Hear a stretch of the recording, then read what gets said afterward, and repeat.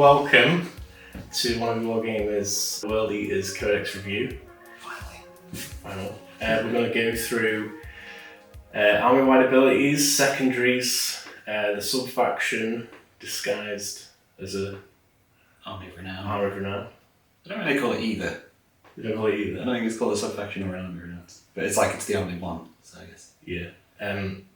Relics, Warlord traits, stratagems, and then we'll go over the units. So, starting off, what's your first impressions? I like it. I know some people have been a bit disappointed that it's not many units and there's perhaps not all the stuff that people expected there to be. But at the end of the day, it's a codex for an army that I've been playing for a long time. I'm pretty excited. I'm a little bit disappointed, but I'm not overwhelmingly disappointed. I'm more excited than I am disappointed. Yeah, you have to expect that maybe like a wave 2 is going to happen. Yeah, well that's what there's sort of rumblings is that there might have been a bit of a rush to get this out before 10th edition. And that there's going to be a proper wave in 10th edition. But there might be a bit of copium. Yeah. Army-wide abilities. It's the same as it's always been. Relentless Rage. It's always been called that. It was called the Butcher's Nails before, Yeah. but it used to just be +1 attack on the charge. Yeah. Now it's +1 strength and attack on the charge, but that's basically because the Mark of Khorne in Codex Space Chaos Space Marines gives you +1 strength. So it's basically the Mark of Khorne and their old trait rolled into one. Yeah. It helps stuff get from I think the Berserkers strength 5. It helps them get to strength 6. They actually get to strength 9 with that big 200 chain axe, which is pretty good. The Blood Tithe. Yeah. So do you want to explain how that works? Yeah, so it used to exist in the old Khorne Demon King book back in 7th, and I think they have it in Age of Sigmar as well. Yeah. Like Disciples of Khorne, whatever they're called. But basically, every time something dies, your thing or your opponent's thing, you get a point. You get another point if that thing was a vehicle, character, or monster, and another point again if it was Titanic. Yeah. And then you can spend those points to buff your army. I think they generally cost around 4 or 5 of the points. There's a couple that are less, there's a couple that are more. When you kill a character, monster, or vehicle, if you kill multiple, you don't get more than one, do you? So I think you get 1 per unit that dies, and then I think you get the bonus ones at the end of the phase. If you kill any characters, monsters, or vehicles in the phase, you get another one. The main one everyone kind of talks about is the bring back Angron, but you're probably sacrificing a hell of a lot of very good. Yeah, you can get 6s to hit auto wound for 6 blood tithe points. Yeah. For your whole army, which to me seems better than bringing back Angron. Yes, he's amazing and he'll kill whatever he touches, but most things in your army will kill whatever they touch if they're 6s to hit auto wound. Battle reports and stuff for people who've been playing him, and it just seems like they're just focused too much on bringing him back because it's a cool thing to do, and it is a cool thing to do. Also, when he comes back, he goes into reserves with 8 wounds left to deep strike next turn. The best time to bring him back would be if you died in your opponent's fight phase, because then you would have him straight back. And it would essentially mean that but you're not really lost out on any time. He needs to make a 9-inch charge when he comes back. So realistically, when you bring him back, you need to have already turned on the +1 to charge one, which costs 3. So realistically, it's going to cost you 9 points to bring him back. An 8-inch charge with a command point reroll is kind of reliable, whereas a 9-inch charge, even with one, is quite unreliable. If he fails the charge when he arrives, he's going into your opponent's turn, just sat 9 inches away from their army with 8 wounds, and he'll just die again. Yeah, it's cool. It's a fun gimmick, but I don't know that it's necessarily as crazy powerful and broken as everyone's. Yeah. If he died on turn 2 and you brought him back on turn 4, by turn 4 your opponent probably doesn't have much left that will kill him. It's true. And then he could roll through a large chunk of their army. Because you can save points, can't you? There's no cap to how many you can hold on to. And you don't lose them or anything, you just have them. And if you have them at the end of the game, you've wasted them. Yeah. But I think, which we'll probably talk about in a bit, there are better ways to discard extra points. But yeah, most of the things just kind of make you better at killing stuff. You get sort of +1 to charge, +1 to hit, exploding 6s. Annoyingly, you get quite a lot of the things that you were getting for your Berserkers and stuff in Chaos Codex, Codex Chaos Marines. The exploding 6s you get from turn 3 onwards in Codex Chaos Marines. The +1 AP you get for having an icon in Codex Chaos Marines. Yeah. You can get a 5 upfield depending on mortal wounds, which only costs 2. So if you lose a vehicle, like a rhino gets popped or something, you can turn that up. which against some armies is really good, but not necessarily against everything. So if it's something like Grey Knights, 1,000 Suns, where they just throwing loads of mortal wounds at you, it's really good there. But if you're playing maybe like Chaos Marines or something that's only got a few sorts of mortal wounds, maybe it's not necessarily worth the... or Necrons without. Necrons, yeah, something like that. I was just trying to think, like, everything's got so many ways to bring loads of mortal wounds. And then the other one is you can get us an army-wide 6-up, feel no pain. You know, every little helps. But that costs 4, which is quite steep, so I don't think that'll necessarily be the first one you pick. Yeah. If it's me, I'm getting the +1 to charge as soon as I can. Yeah, which is only 3. That only costs 3, yeah. And again, we'll talk about this later, but that's like 3 Chaos Spawns just YOLOing into your enemy's army on turn 1 to die. Yeah. Giving your whole army +1 to charge. Yeah. For 75 points is pretty good. Like, if you could spend 75 points as an upgrade to give your whole army +1 to charge, you'd do it every game, you know. Exploding 6s and 6s auto wounding in melee is really nice. You know, a 5-man squad Berserkers has like 25, 30 attacks. You just roll in that many dice, 1/6 of them will automatically wound. Yeah. Imperial Guard had it the year before their codex. I think they have it again now. Still have it, yeah. Born soldiers. It helps kill tougher things because there's not a huge amount of stuff in here that's like strength 8+. So we're going to the 3 secondaries you have. Okay, so you got Blood for the Blood God. Yeah. The Blood God's Due. Yeah. And Pile of Skulls. Yeah. The Blood God's Due is insane, by the way. Every game I've played with that, I haven't scored less than 10. And how does that work? So if an objective marker has something die on it in your turn or your opponent's turn, you score a point. If you die on it and they die on it? If a unit dies on it, you score a point. As long as it's not, I think as long as it's not a vehicle, you just score a point. So it's a bit like the Long War, like the Chaos Marine Secondary, you know, where you sort of kill stuff on an objective and score points. Except it works when your stuff dies as well. If you just put your 3 Chaos Spawn on 3 objectives and have them all die on turn 1, you'll score 3 Blood Tithe points and 3 victory points. Yeah. Which is huge. So what about the other 2? They're not as reliable. Pile of Skulls is the one I'm thinking of. That's, you discard your Blood Tithe points to score victory points. Each one gives you 2 victory points that you discard to a max of 5 per turn. So you can discard 3 and you get 5. Early game, you're not going to have very many Blood Tithe points unless you're bringing like Chaos Knights or something that can shoot things. Yeah. But if you've got 3 spare Blood Tithe points on turns 3, 4 and 5, you're scoring 15 points. You can sort of build for it. Again, it seems a bit counterintuitive, but your own stuff dying gives you Blood Tithe points. So you build quite a spammy... So you could build a list that's going to give you like 20 to 25 Blood Tithe points if you get tabled. The third one's just kill points for killing stuff in melee. Right. Which is nice because that's what your army does. Yeah. I think is it 1 point for anything and then 2 points if it's a character, not a vehicle? 1 victory point for each enemy unit destroyed by melee attack from one of these. 2 if it's a monster character vehicle. Yeah. And provided nothing falls back. Yeah, but you don't fall back. It caps at 4 per round. Like 4 points worth of stuff over 4 turns, you max it out. So if, you maybe don't get into combat turn 1, but then on turn 2, if you kill a vehicle and 2 other units, there's your 4 points. Cool, so that's secondaries. So we'll go on to the sub-faction Disciples of the Red Angel. Kind of like an army of renown, but it's never called that. Yeah, it's like they didn't want to do the 6 sub-factions they normally do for every army or whatever. They were like, there's kind of only a few ways to hit something with a chain axe, so why mess about with it? It's a bit odd though, and again, this might lean into the idea that maybe they've held something back. A lot of the sort of promotional stuff's been talking about sub-factions that don't exist. Right. Like there's like Gladiator Cadre 331, they keep talking about, and there was one that's all about guns and demon engines and stuff. Oh, right. And they're not. They're not in the book. And Khan's always had the Butcher Horde, which is like his little warband that follows him around. Okay. Like there are World Eaters sub-factions and named warbands and stuff that exist, and some of them have been in the promotional stuff, but they seem to have just gone with the...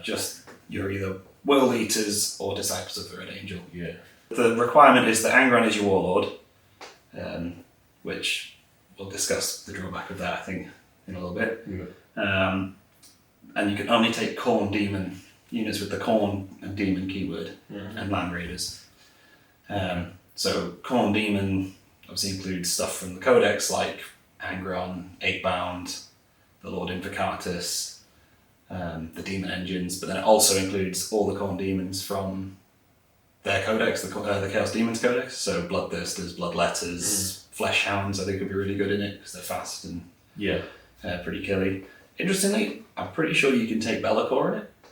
Okay. So you can take a Psyker in your World Eaters army. Right. Which opens up some secondary play. The only downside to bringing Chaos Demons units from their codex is they don't get the buffs from the Blood Tithe. Yeah, they don't seem to get anything. Yeah, and I think none of the stratagems affect them. I think they're all like World Eaters keyworded, so you'd only get to buff the World Eaters units you brought. So the 8-bound, your Angron. So your demons just aren't buffed in anyway. But the 8-bound get Obsec, which is one of the benefits of it. They don't have that. They don't have it like by default. No, they get Obsec, and there's like 3 upgrades you can pick for free for your unit of 8-bound, like so each unit, and one of them gives them double Obsec. I run War Dogs a lot, like the Chaos Knights, and their Obsec counts 5 models, and it's kind of amazing how often they'll be on a point with like 4 models, and you go, well, suddenly I have it even though I've only got 1. So, but yeah, Angron's got to be a Warlord, so you don't get some of the other Warlord traits that are amazing in the book, but you get his, which is turn off enemy Obsec. Okay, so on to Relics. Any standout? Not really, there's only 3 of them. The only one I think sort of worth considering is probably the -1 to wound one. The other 2 just make your stuff that's already really good at killing stuff maybe a little bit better at killing stuff, or maybe not even that much better. So that's the Helm of Brazen Fire, the -1 to wound. Yes, yeah. I think that's the only one, because it just helps like your Demon Prince or your Juggernaut Lord or whatever survive fine. Yeah. Bear in mind, there's not many characters in the book that can take relics. Like, there's Demon Prince, Master of Executions. You don't have Chaos Lord, do you? No. And the Lord and Juggernaut, I think it's just those 3. Right. Because Angron's a named character, Lord Invocatus is a named character, and Khan is a named character. Yeah. And there's only 3 others. And there's no point giving a Master of Executions -1 to wound, because he's got like 5 wounds. So he'll probably die anyway. And I think probably save your CP when you rank your list. Start the game with 5, you'll be fine. There's no way to bring a second relic either. Same with Warlord traits. Right. There's a lot of books have a stratagem or whatever to take an additional relic or additional Warlord trait, but the World Eaters book doesn't have that. Yeah.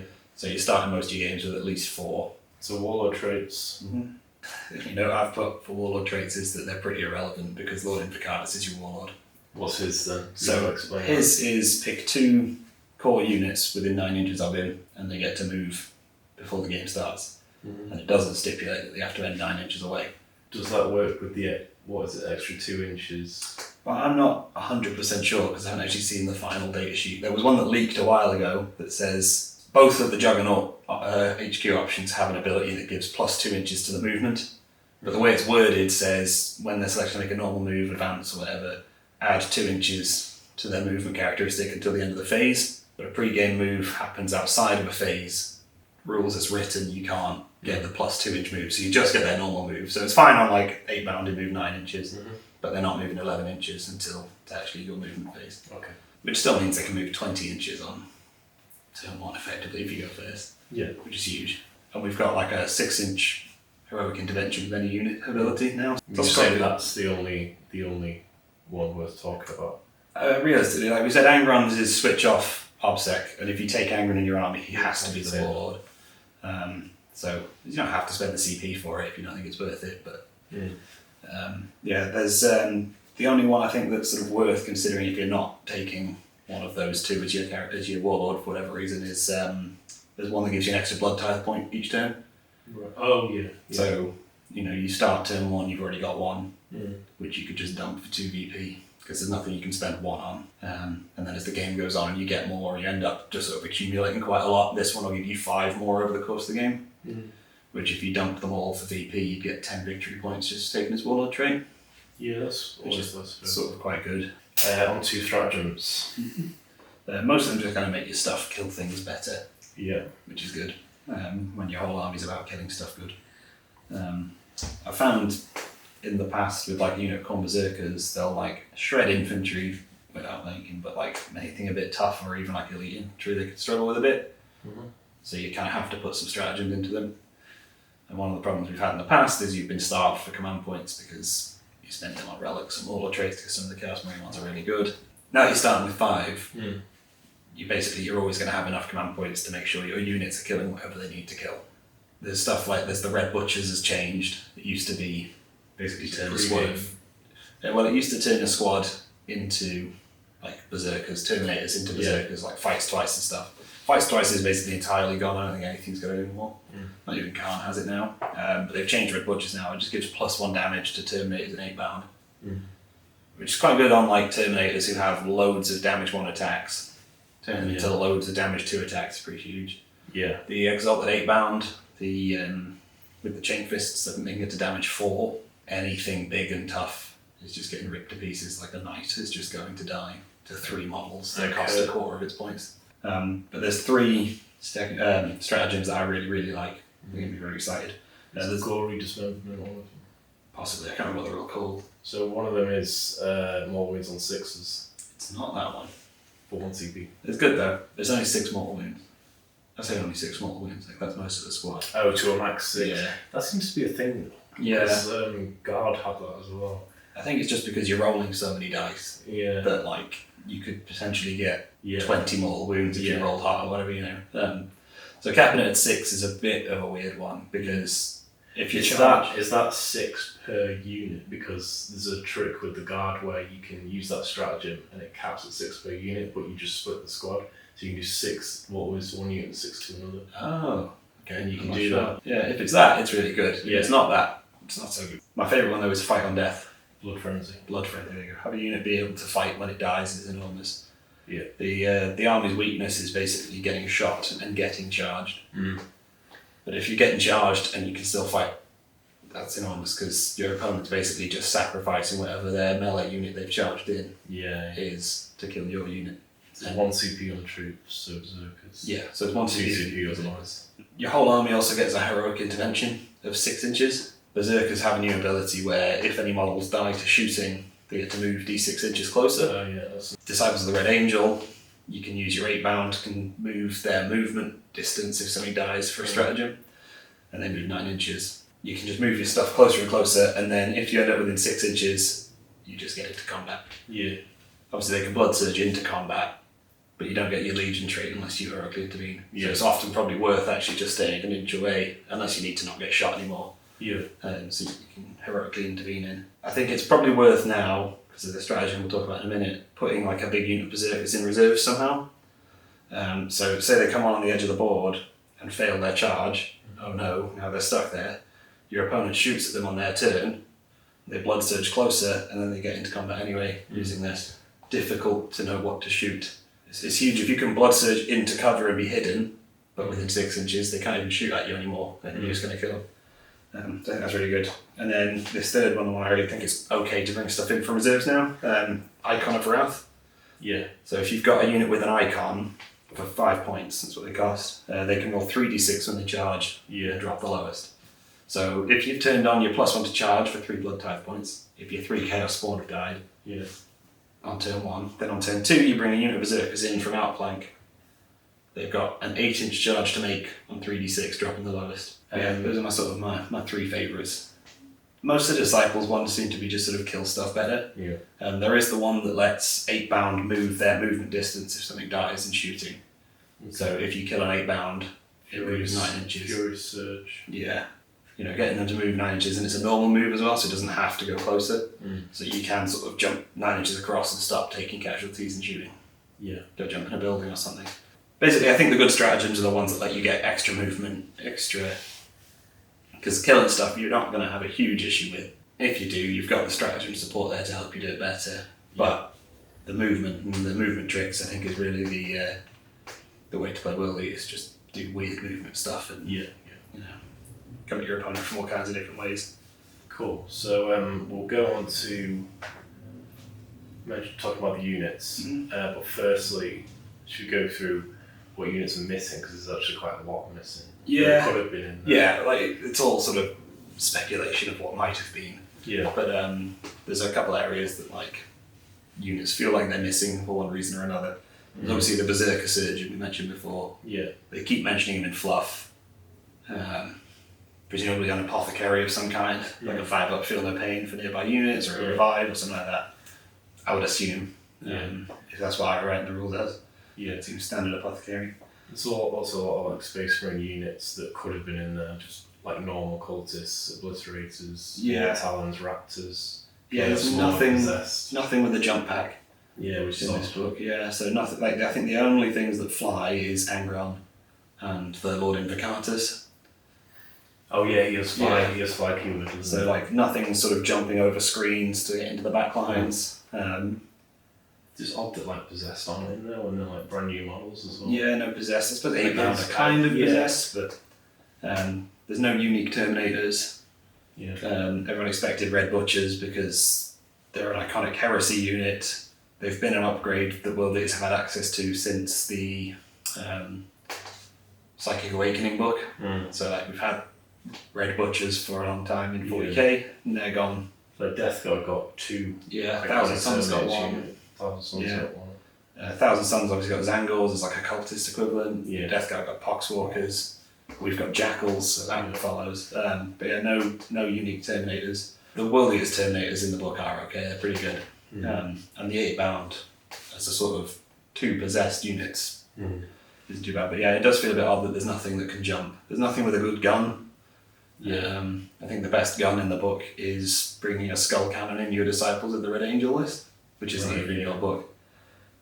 Or bringing some Chaos Knights. Odd that there's not a World Eaters Chaos Lord. Yeah, no Foot Lords at all outside of Khan. There's a bunch of stuff from the Chaos Marine Codex that kind of feels like it would have made sense for World Eaters. And Chaos Lords is just... we've got one on a Juggernaut. Yeah. Did you not walk? I've also put, speaking of Juggernauts, there's no cavalry on Juggernauts. There's no like Berserkers. Feels like it should be a thing. Yeah. I feel like if you're doing a character on a Juggernaut, you do a unit on a Juggernaut to go with it. Again, you could run Disciples of the Red Angel and bring Blood Crushers. It's like the model's already there as well. Yeah. You don't really need to do much. Yeah, like it would be so easy to just find a Lord one. Yeah, exactly. Like because it's all done on like computer program now, isn't it? Yeah. You just kind of move some of the legs of it so they don't all look exactly the same, and just give them a slightly different weapon and some toned down armor. Oh, I also put there's no chapter command style upgrades. Oh, yeah. So, like you get sort of chapter masters, chief apothecaries, that kind of thing in the Space Marines, and basically every book's had a version of that. Nothing like that for World Eaters. I don't think you need it. Like not every book's got one. Cool. Should we go through some of the? Well, let's go through the best unit.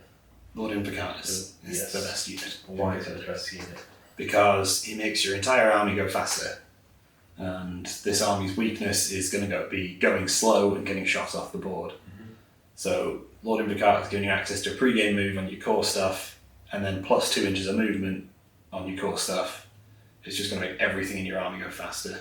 Like I said, you can get your 8-bound moving like 20 inches in a turn. Hellbrutes have core. Berserkers have core. Yeah. There's like so many things you can do with it to just make your army go really, really fast and get into combat as soon as possible. Yeah. You don't start scoring blood tithe points for yourself until you get into combat, really. So anything you can do to get into combat faster. And he's only 160 points. Is he actually good in combat himself? Yeah, he's the only unit in the Codex that ignores invulnerable saves. I think it's 7 attacks at strength 6. Yeah, so 7 attacks on his data sheet, so 8 attacks on the charge, strength 6, AP 3, damage 2, and ignores invulnerable saves. Yeah. He'll kill pretty much any infantry, and it'll put a decent dent into anything a bit tougher, especially if you start getting your blood tithe upgrades up on him. He also moves 12 inches on his own and can fly. He can warp strike, but you're never going to do that because you want him on the board turn 1 to pretty good. Unless he's not your warlord. Like if you take an Angron, I guess maybe you could put him in reserves there. What you'd probably be moving him with would be 8-bound, which are also great. Yeah, I think everyone's really hyped on 8-bound of both varieties because there's the regular ones and the exalted ones. The exalted ones cost 5 points more per model. I think they're 45 points a model instead of 40. What is actually the difference? So you get a better invulnerable... You get a better invulnerable save and the weapons they can take. So the exalted can take those chain fists. Yeah, is that only... Because you get... That goes to damage 3. Yes. What is that only on the leader if you take 2? Yes. Okay. Yeah. But like the regular ones have 1 more attack that's slightly weaker. Yeah. And the exalted ones have 1 fewer attack that's slightly stronger. Okay. So your exalted ones are going to be good for like punching tanks and monsters and stuff. Your regular ones are going to be okay at that, but they're going to be really good at like shredding infantry. Plus they can take any units of 6. So yes. Exalted can't. So I think a lot of lists are going to be running 2 or 3 maxed out squads of the regular ones, and then maybe like a unit or two of the Exalted ones, because the Exalted ones also aren't core. Right. So they don't get access to any like re-rolls from characters or Invocatus pre-game move or anything. But they all have a rule that lets them arrive from reserves a turn early. I think it's worth mentioning Berserkers as well. Yes. There's not a lot of OBSEC in this book unless you're going down the Red Angel path. Corn Berserkers and Jackals are the only OBSEC units, and Jackals are basically 7-point cultists. Yeah. What cultists? 5? 5, yeah. So like they cost 20 points more for a unit that basically performs the same role as cultists. Yeah. They're better in melee than cultists, but they die as easily as cultists. Yeah. And you're not really going to build the sort of core of your army out of cultists. Yeah. Are they capped at 10 I think they can come in 20s. They can come in 20. Yeah. Oh, that helps. Because you can, there's what's the ability where you'd sacrifice, or you take D3 mortals, you get an extra strength? Yeah, D3 mortals and you get +1 strength to the phase, but you can do that once per game. Okay. If you had normal cultists, would you just take normal cultists every and keep time one back because they're too much cheaper for them? Well, I don't want to spend 20 points to make my cultists better in combat. Yeah.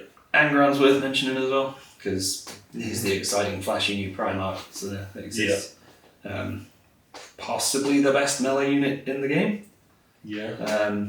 His only downside is there's no way for him to ignore invuln saves, and there's no way for him to ignore phase gaps.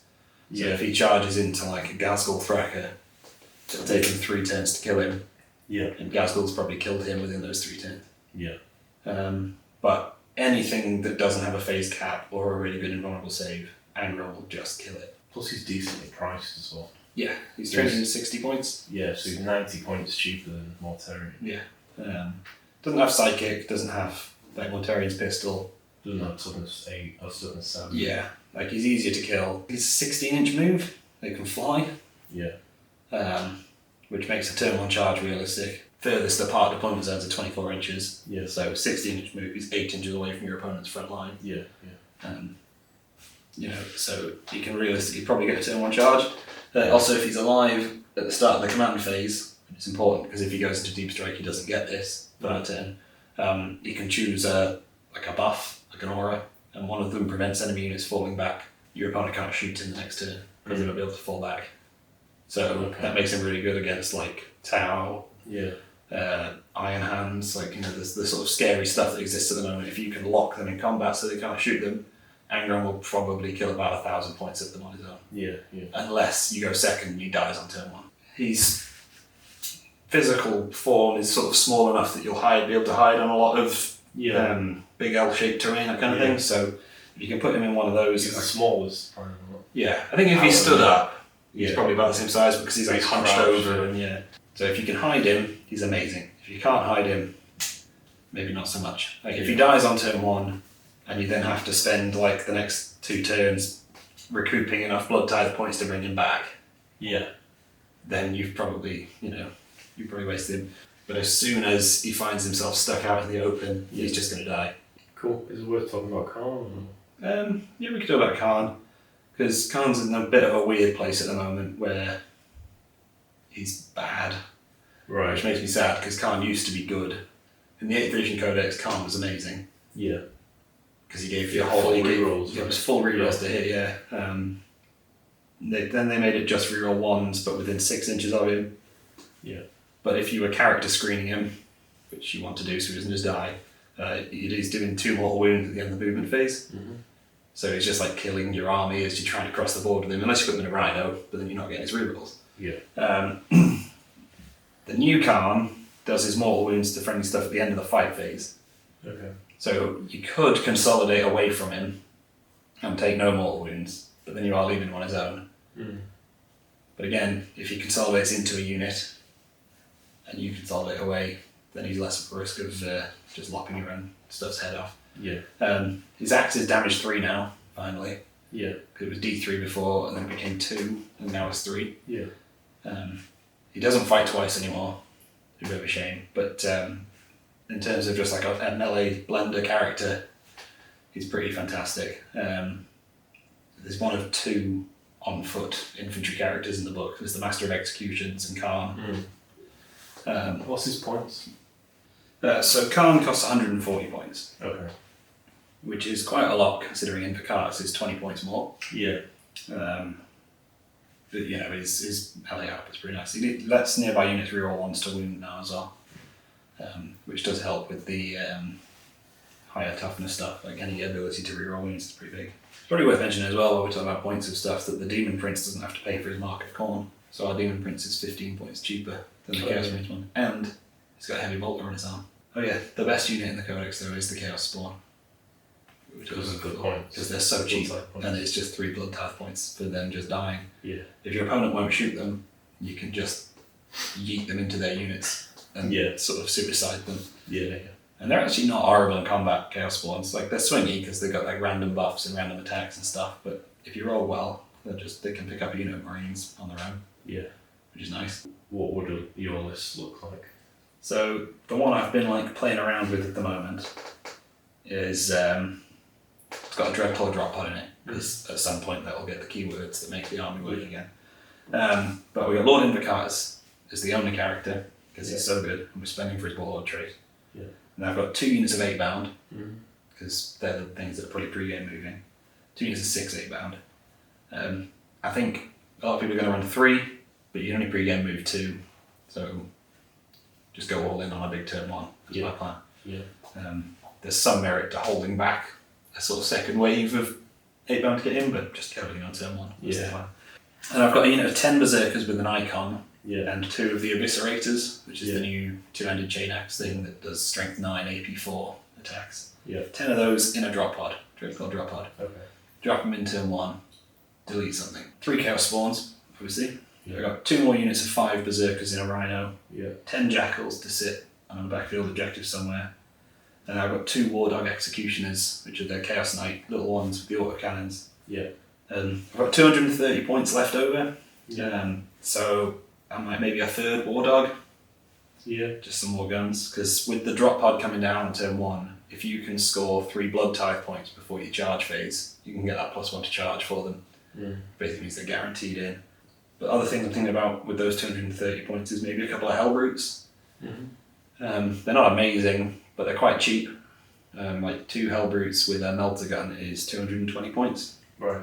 If they die, it's 4 blood tithe points. Yeah. If they die but kill a unit, it's 3 blood tithe points each, basically. You can also pre-game move them, depending on what your opponent's got. So your list kind of has some decent shooting in it. Yeah, like I said, I think because you're trying to score blood tithe points early to buff your army for as long as possible, because the buff lasts for the whole game. So if I can get +1 to charge for turn 1, that's amazing. But you need a gun to do that realistically.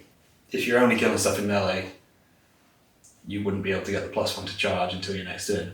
Yeah. So the only realistic way to get +1 to charge on turn 1 is to either go second and have stuff die on your side, or shoot stuff and score it that way. And +1 to charge is well priced at 3 points, so you can realistically do that. Yeah. Then you've scored 3 blood tithe points. Yeah. And then the drop pod Berserkers have +1 to charge, and they've got the icon, so you can do the 3d6 and drop 1. Okay. Yeah, the 2 8-bound have moved 20 inches and can get a charge. Lord Invocatus might even be able to get a charge off. Like, he only moves 12, but if like your opponent's got stuff for the deployed forwards or whatever, you get into them easily. So the idea that behind this is to just sort of get as many turn 1 charges as possible and hope that there's not enough left of your opponent's army to kill you afterwards. Would you say it's the quickest army? Or one of the quickest? Probably. Like, every tournament I ever go to now, I finish my games with like an hour plus to go, because you don't do a psychic phase, which can take a long time. Your movement's quite straightforward. It's just trundle your rhinos forwards and so like you sort of skip quite a lot of the game. So yeah, it's quite quick to play. I think this would be a pretty quick list as well. So the only guns really is the War Dogs. Like I say, a 3rd War Dog's probably where those last 230 points go. Like a 3rd War Dog and maybe like some more Jackals. You have to trim some stuff. Maybe a Master of Executions is pretty cheap. But yeah, I think it's pretty decent. We'll see how it goes. I'm playing a game with it tomorrow. Yeah. But I think I'm going to be using just empty bases to represent units, because I don't actually have the units yet. Just to see how it works before I start building everything up. Yeah, it seems like a good list. So are you happy with this release? Yeah, like I say, there's part of me is like, would have been nice to have more, but there's a bigger part of me that's like, it's nice to have something. Yeah. Finally. It's been so long. After all these years of just sort of like playing this weird janky army that nobody else plays, to be able to play something that might actually be quite good. That'd be nice. Yeah. And we'll terrorise everyone. Cool. So we're done. Yeah, I think that's it. Cool. Thanks for watching. Yep. That's been the World Eaters Codex review.